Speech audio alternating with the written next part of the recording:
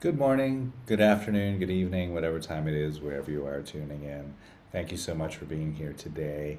My name is Christopher Luard, in case you're not familiar with me and my work. And let me just speak a little bit about that work and what I'm doing here today. So, I'm a long-time mindfulness and meditation practitioner. I've been practicing various forms of meditation and mindfulness for about 40 years now. Um, Mostly in the Buddhist tradition. There are about 37 years of that, primarily in the Buddhist tradition. I did take a little bit of an excursion into Vedanta for a little while. But yeah, deeply trained in the early schools of Buddhism, Theravada, also Zen in the Mahayana school, mostly Japanese Zen, some Korean Zen as well. And then deeply trained in the Tibetan tradition, Dzogchen as well. But that's not what I'm offering here today. Actually, what I would like to offer here today is something from the other school, the other tradition that I'm trained in, and that's somatic experiencing. So I'm a certified clinical trauma professional with an emphasis on sensory motor psychotherapy and really primarily working with somatics and the body. So today I would just like to introduce a very simple practice called tapping. Now, there's many ways of tapping, many ways tapping is done, and this is just one of the many ways. And I learned this from Dr. Peter Levine. And the idea is we just sort of gently tap over the entire body from the top of the head to the bottoms of the feet. I'll guide all of this. We want the tap to be not so soft that we're not really feeling it, right? Because sometimes I offer tapping to people and I see them just sort of brushing the skin, not really getting much benefit there. You also don't want to, be hurting yourself, right? So I tend to use either a very,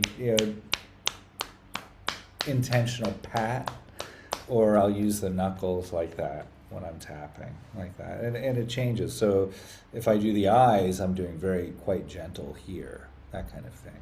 So again, we don't want to hurt ourselves, but we want the impact to be strong enough that we can feel the contact in the flesh. So why do we do this?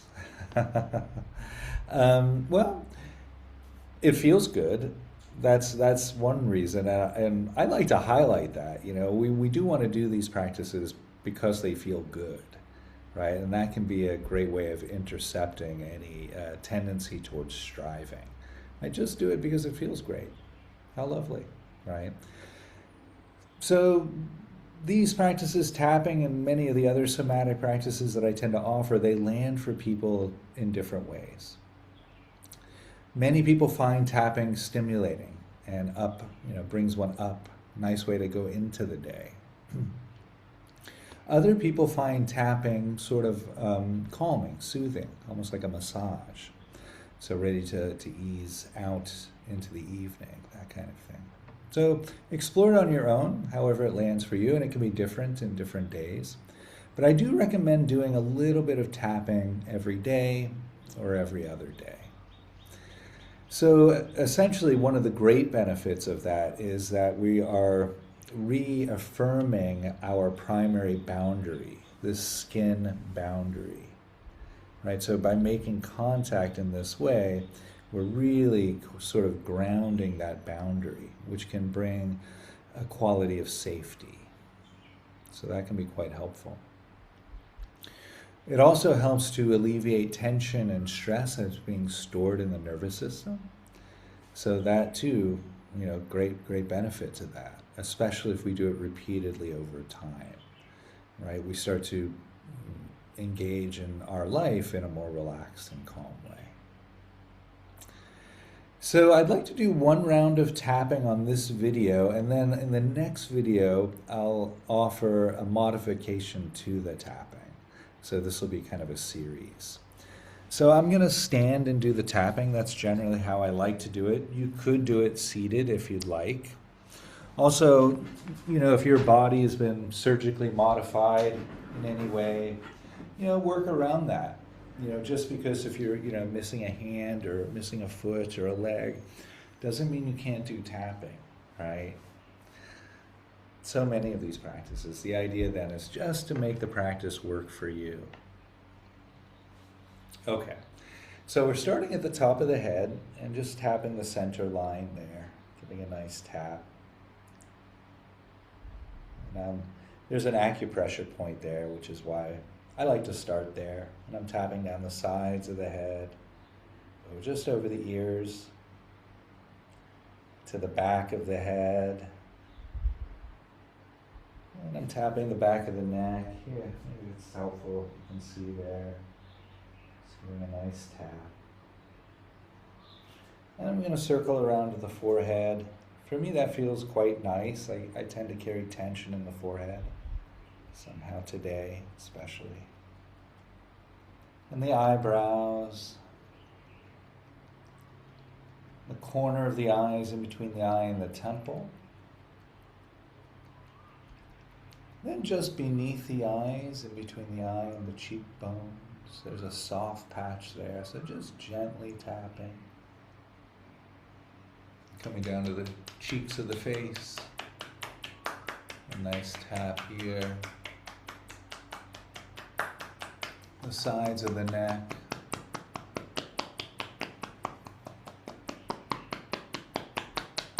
And coming around to the arm here. I used to use the knuckles a lot. I just kind of went to that as a habitual move there.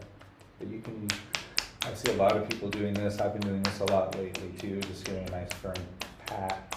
And I'm moving from the shoulder up over the upper arm to the elbow. Over the forearm, to the back of the hand. Karate chop side of the pinky finger. Coming up the forearm, to the elbow. And up the upper arm here, in between the bicep and tricep, kind of the underarm area.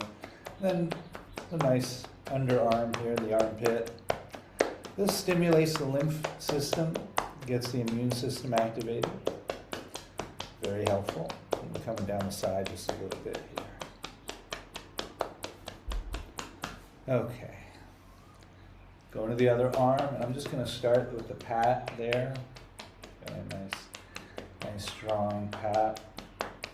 Again, not too hard, not too soft.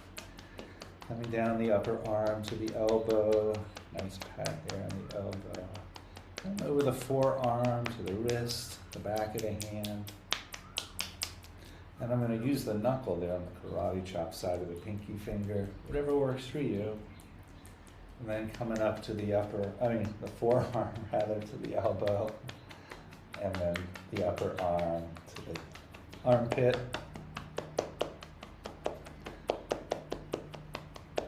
And then coming down the side just a little bit again. Once again, sending the heart some good love there. Okay, so I'm showing a little flesh there. Okay. My muffin top. All right. Okay. So, this is affectionately called the King Kong posture. I'm a little tongue-tied this morning. I don't know where that's coming from. It's all right. Yeah. And then I'm doing the upper abdomen. It feels pretty good. I seem to be carrying a lot of tension in the belly today. I'm going to go down to the lower abdomen. And right here, I'm just just above the hip bones on the side of the navel. Just below the navel, actually. And so if you're familiar with Tai Chi or Qi Kong, this is done as a separate practice in those lineages, in those schools. And the purpose for this posture, or this practice, is to accumulate energy in the energy center just below the navel.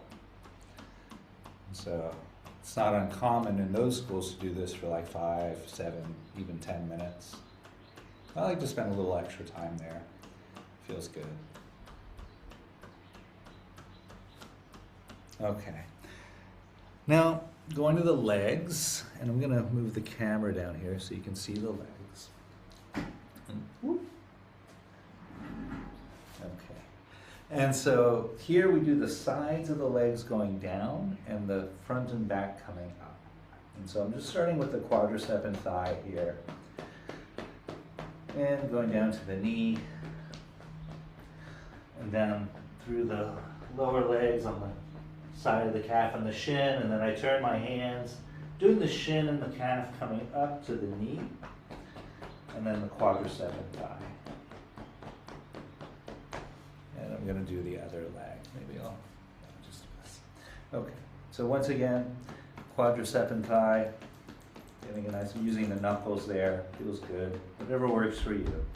Going down to the knee, and then the lower leg. When I get to the ankle, I turn the hands, I do the shin and the calf coming up to the knee, and then the quadricep and thigh.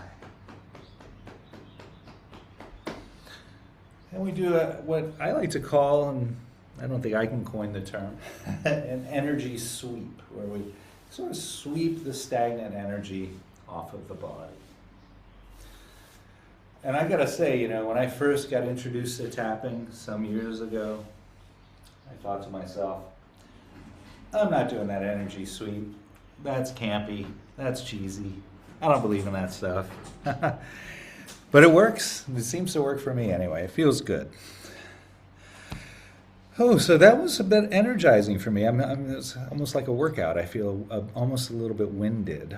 And that's good. I think that's a positive response to that tapping practice. So, but notice, how are you feeling? And if you'd like, you could write it down, journal how you're feeling, how that practice landed for you. Sometimes when we do a practice like this, it can be nice to write down how we're feeling before the practice and then after, so that we can sort of get a measure of the benefit of the practice and how it landed. So stay tuned for part 2 of the next video. That's going to be a continuation of this. That's a tapping that I've developed to help us feel safe. It's really highlighting this primary boundary and really bringing the feeling of safety into the flesh, into the body. So that's all for this video. I hope it was helpful. If you have any questions or concerns, please email me through my website, www.suchsweetthunder.org. Thank you very much. Be well. Be safe, everyone.